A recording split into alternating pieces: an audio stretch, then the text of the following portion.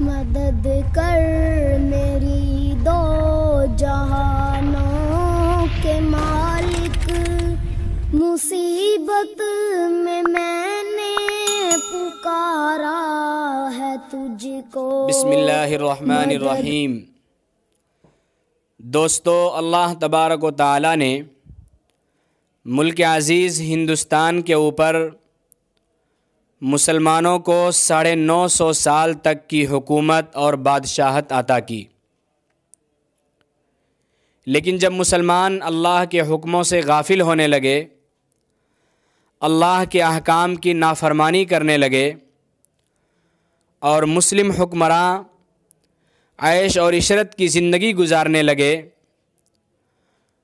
اور باشندگان وطن کی ضروریات سے غافل ہو کر ملکی خزانوں کو اپنے ذاتی مصرف میں استعمال کرنے لگے، تو اللہ تبارک و تعالیٰ نے یہ حکومت اور بادشاہت بھی مسلمانوں سے چھین لی۔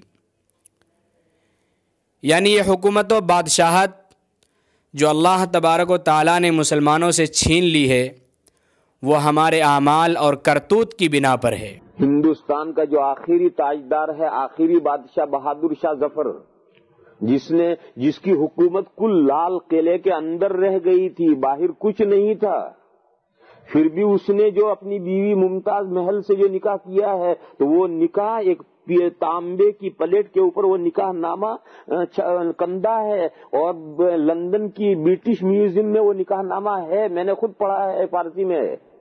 اس نے اپنی بیوی کا مہر 5 لاکھ روپے مقرر کیا ہے، جس میں سے 2.5 لاکھ نقد دینا ہے، 2.5 لاکھ ادھار ہے۔